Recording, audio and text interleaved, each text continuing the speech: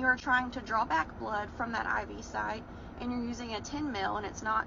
Sierra, I am so sorry. This draft was saved months ago and I completely forgot what your full context was, but I believe it was about blood draw and flushing between 3 and 10 cc syringes. I'm really glad you brought that up. Now, I'm speaking to everybody at this point. 3 cc syringes and 10 cc syringes are a different diameter. If you look at Poiseuille's law, it affects, the radius affects the pressure output or changes in pressure by a factor of 4. So if you're changing it by 10%, put an exponent of 4 and that's how much it changes.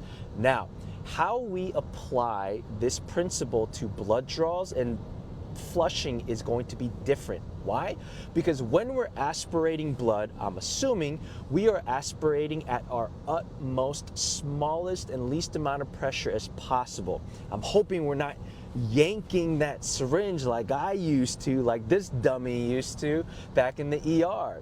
You want to apply the utmost, least amount of pressure as possible when you're drawing blood. It will produce better outcomes. You will more easily draw less pressure with the 3 cc syringe than a 10 cc syringe. I'm not going to go too deep into the physics of it, but it is what it is. Now, when you're flushing, in a flush context, it's a little bit different because we are applying a lot more force, a lot more pressure. So why do we not want to use a skinnier syringe for flushing compared to a larger syringe? Because the larger syringe can output less pressure than a smaller syringe.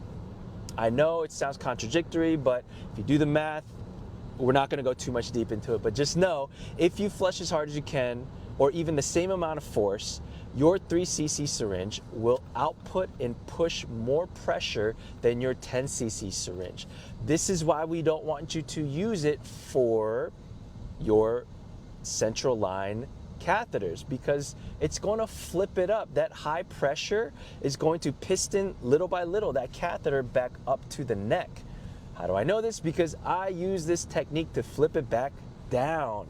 So during a CVC insertion, and this is also for my PICC line inserters, if you find that the catheter is going up the neck, do not do a guide wire exchange at first.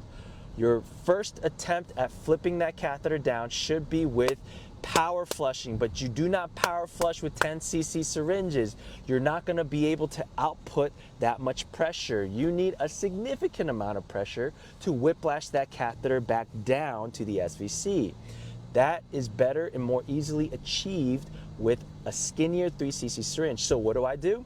When I see the x-ray and it's gone, or when I scan with the ultrasound and it's up in the neck, all I do is draw up, I don't know, about 6 to 10 syringes, 3 cc syringes of saline, and I use those bad boys to flush that line, flip it back down, and when I don't see it in the neck anymore with my ultrasound, then I do the x-ray, and I wait for the portable x-ray to be done and I look at it. If it's still kind of coiled in the chest, then I'll do another couple flushes, hard flushes, to flip it the rest of the way back down.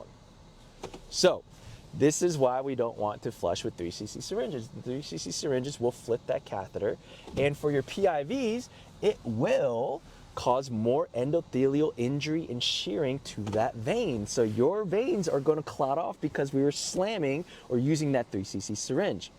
So, do you never use a 3 cc syringe? No. You can flush it, but flush it as gently as you can. Take your time. The faster you do it, the more pressure you're outputting, the more complications we're going to cause unintentionally. So, best of luck.